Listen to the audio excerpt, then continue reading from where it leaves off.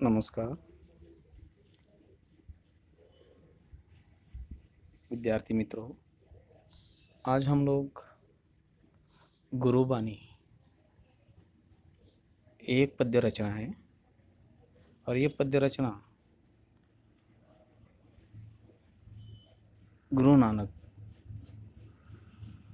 संत साहित्यिक गुरु नानक जी की है। यानी कि भक्ति काव्य के अंतर्गत ये रचना आती है। तो समझिए, देखिए, गुरुबानी नानक, जैसे कि आप लोगों को मालूम है, मराठी भी बड़े बड़े विद्वानों यानी कि संतों उनको संतों की जो वाणी होती है उसे अभंग वाणी कहा कहते हैं। बिल्कुल उसी तरह हम ये गुरु की बानी, गुरु नानक जी की बानी है। गुरु नानक के शब्दों में या गुरु नानक का जो संदेश है वो हम आज देखने वाले हैं। गुरु नानक जी का संदेश देखने से पहले हम लोग उनका जीवन परिचय या उनकी जीवन की उपलब्धियों की ओर ध्यान देने की कोशिश करते हैं। देख लीजिए,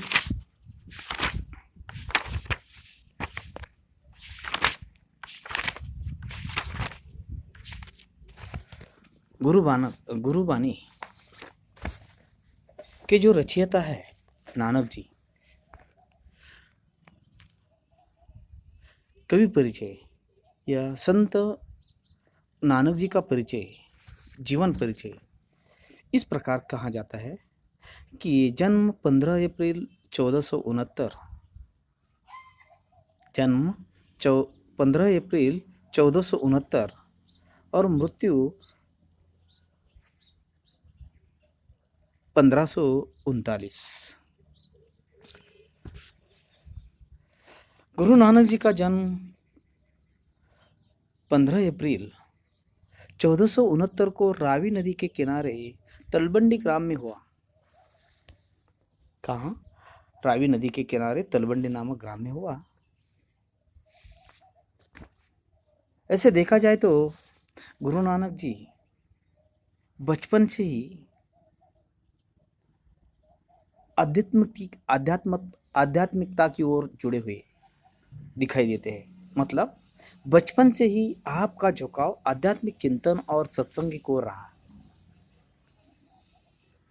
गुरु नानक जी का बचपन से ही झुकाव आध्यात्मिक चिंतन और सत्संग की ओर रहा है। आपके व्यक्तित्व में दार्शनिक, योगी, गृहस्थ, धर्म सुधारणा यानी कि धर्म सुधारक, समाज सुधारक और कवि के गुण पाए जाते हैं। आपके व्यक्तित्व में दार्शनिक, योगी, गृहस्थ, धर्म सुधारक, समाज सुधारक और कवि के गुण पाए जाते हैं।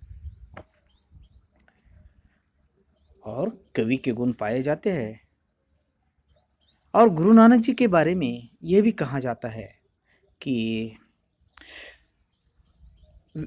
ये सर्वेश्वरवादी थे।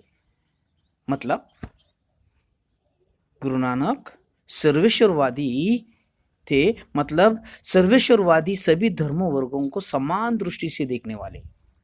नानक जी सर्वेश्वरवादी थे, यानी कि सर्वेश्वरवादी होने का मतलब यह है कि सभी धर्म वर्गों को समान दृष्टि से देखने वाले एक महान विभूति थे, महान कवि थे, महान संत थे, सुधारक थे, समाज सुधारक थे।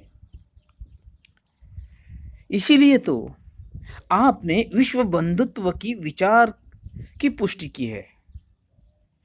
सर्वेश्वरवादी होने के कारण कहा जाता है कि आपने विश्व बंधुत्व के विचार की पुष्टि की है आपके भावुक और कोमल हृदय ने। गुरु नानक जी के बारे में कहा जाता है कि आपके और भावुक और कोमल हृदय ने प्रकृति से एकात्म होकर जो अभिव्यक्ति की है वह अनूठी है। वह क्या है? अनूठी है। आपकी काव्य भाषा में, इनकी काव्य भाषा में, यानी कि नानक जी की काव्य भाषा में फारसी, मुल्तानी, पंजाबी, सिंधी, खड़ी बोली और अरबी भाषा के शब्द समाये हुए हैं। मतलब क्या है? करीब करीब उन्हें इतनी भाषा अवगत थी, या करीब करीब इतनी भाषा उन्हें ज्ञात थी। जैसे कि उनके कई शब्द आते हैं, जैसे कि उन्होंने बताया फारसी, मुल्तानी, पंजाबी, सिंधी, खड़ी बोली और अरबी भाषा के शब्द समाये हुए हैं। यानी कि इनका मतलब ये होता है कि सभी भाषाओं का ज्ञान उनके पास था। सहज सरल भाषा द्वारा अपनी बात कहने में वो आप सिद्धहस्त है। यानी कि गुरु नानक जी सरल सहज भाषा द्वारा अपनी बात कहने में सिद्धहस्त है, परिपूर्ण है। और अंतिम में का उन्होंने कहा है कि गुरु नानक जी का जो निधन है 1539 में हुआ। आप लोगों को पता है कि मैंने इससे पहले बता दिया, जीवन परिचय समझाते उस समय, यानी कि ये क्या है? जीवन परिचय, कवि परिचय। ये समझाते हुए जन्म के बारे में कहा था कि 15 अप्रैल 1469 को रावी नदी के किनारे तलवंडी नामक छोटे से ग्राम में उनका जन्म हुआ था। और मृत्यु यानी कि निधन 1539, यानी कि उनका जो कार्यकाल है वह 1469 से लेकर 1539 तक, यहाँ तक है। इतनी आयु में उन्होंने अपने लोगों के लिए जो कुछ दे दिया है, उनमें से प्रमुख कृतियाँ जो कुछ है वह इस प्रकार की है। प्रमुख कृतियाँ कौन सी है? गुरु ग्रंथ साहिब इत्यादि आदि। बाकी उनकी रचनाओं के प्रति यहाँ उल्लेख नहीं है। प्रमुख कृतियों के बारे में यही बात बता दी है कि गुरु ग्रंथ साहिब ये आदि। विधा परिचय की ओर हम आ जाते हैं। ये जो कोई पद्य रचना है, ये जो कोई काव्य रचना है, उसकी विधा, यानी कि आप लोगों को मालूम है विधा परिचय, यानी कि विधा यानी कि उस विभाग का, उस जो हिंदी में अलग अलग जो विधाएं हैं, जैसे कि आप लोगों को मालूम है कहानी विधा, उपन्यास विधा, संस्मरण विधा और ये काव्य विधा। यानी कि विधा परिचय की बात आती है तो पद काव्य रचना की एक गेय शैली है। ये जो गुरुबानी नामक जो पद रचना है ना, वह क्या है? पद काव्य रचना की एक गेय शैली है। क्या है? गेय शैली।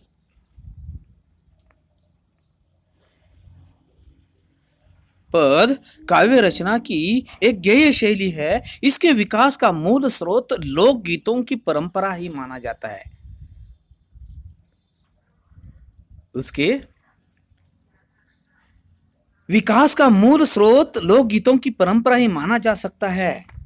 लोकगीतों की परंपरा, आप लोगों को मालूम है इससे पहले लोकगीत प्रचलित थे, बहुत लोकगीत। यानी कि आप लोगों को मालूम है लोकगीत कैसे होते हैं, जैसे कि हर एक प्रांत का एक अपना विशिष्ट गीत मशहूर हुआ करता है। जैसे कि आप लोगों को मालूम है कोकण का जो कोली गीत, महाराष्ट्र का जो कोई है वह शायरी हो या तरह तरह के गीत, यानी कि किसान का जो गीत होता है, किसान भी अपनी खेती में, खेत खलिहानों में बुआई के समय गीत गाता है, या कटवाई के समय यानी कि वह भी गीत गाता है, और बिल्कुल वही लोकगीत के रूप में आ जाते हैं। तो देखिए उनका जो कहना है वह इस प्रकार का है। क्या कहना है? पद्य काव्य रचना की गेय शैली है। इसके विकास का मूल स्रोत लोकगीतों की परंपरा ही माना जा सकता है तथा हिंदी पद शैली में विभिन्न छंदों का प्रयोग अनेक निश्चित रूपों में हुआ है। हिंदी पद शैली में विभिन्न छंदों का प्रयोग अनेक निश्चित रूपों में हुआ है। हिंदी साहित्य में पद शैली का दो निश्चित परंपराएं मिलती है। हिंदी साहित्य में पद शैली की दो निश्चित परंपराएं मिलती है। वो कौन सी है? एक है संतों की शबद। पद शैली की दो परंपराएं है, इनमें से एक है संतों की शबद और दूसरी कृष्ण भक्तों की परंपरा। यह देखने के बाद, गुरुबानी विधा परिचय का परिचय हो जाने के बाद हम लोग लेखक या कवि के कहने के अनुसार पाठ परिचय की ओर आ जाते हैं। उनका कहना क्या है उस पद्य रचना के द्वारा या पाठों के द्वारा या उस रचनाओं के द्वारा, काव्य रचनाओं के द्वारा। कवि कहते हैं यानी कि प्रस्तुत दोहों में ये दोहे तथा पद, प्रस्तुत दोहे तथा पदों में गुरु नानक ने, प्रस्तुत पदों में या दोहों में गुरु नानक ने गुरु की महिमा, देखिए पदों में गुरु नानक जी ने गुरु की महिमा, कर्म की महानता, देखिए कौन कौन सी बात कही है? गुरु की महत्ता, कर्म की महानता,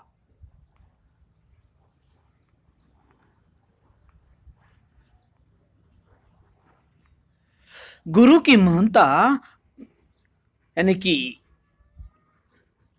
गुरु का बड़प्पन, महानता, गुरु की महानता, गुरु की महिमा, कर्म की महानता, कर्म यानी कि कार्य, कर्म कांड यानी कि कर्म की महानता, सच्ची शिक्षा जो हम प्रत्यक्ष रूप से अनुभूति कर रहे हैं, शिक्षा यानी कि उनका कहना है सच्ची शिक्षा आदि विषयों पर आपने विचार व्यक्त किए हैं। उन्होंने क्या कर दिया? आपने विचार व्यक्त किए हैं मनुष्य के जीवन को उदात्त और चरित्रवान बनाने के लिए। गुरु नानक जी का कहना क्या है? मनुष्य के जीवन को उदात्त और चरित्रवान बनाने में गुरु का मार्गदर्शन क्या है? गुरु का मार्गदर्शन मनुष्य के उत्तम कार्य और सच्ची शिक्षा का बहुत बड़ा योगदान होता है। ये तीन कार्य कौन कौन से? गुरु का मार्गदर्शन, मनुष्य के उत्तम कार्य और सच्ची शिक्षा, ये बहुत बड़ा योगदान करते हैं या बहुत बड़ा योगदान देते हैं। ये बहुत बड़ा महत्वपूर्ण कार्य करते हैं। गुरु द्वारा दिया जाने वाला ज्ञान, देखिए उनका आगे का कहना है गुरु द्वारा दिया जाने वाला ज्ञान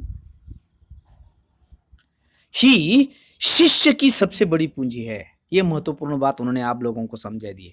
गुरु द्वारा दिया जाने वाला ज्ञान ही शिष्य की सबसे बड़ी पूंजी है। संसार मनुष्य की जाति का नहीं, उसके उत्तम कर्म का सम्मान करता है, उसके उत्तम कार्य का, उसके उत्तम कर्म का सम्मान करता है। आप तो लोगों को तो मालूम है, जो भी लोग महान बने हैं ना, वो किसी जाति पाति के कारण नहीं, वे उनकी कार्य या उनके कर्म के कारण महान बने हुए हैं। मान लीजिए विवेकानंद, मान लीजिए स्वामी दयानंद जी हो, मान लीजिए शिव छत्रपति हो, मान लीजिए महात्मा फुले जी हो, मान लीजिए अंबेडकर जी हो, मान लीजिए कोई भी ऐसा उदाहरण ले लीजिए।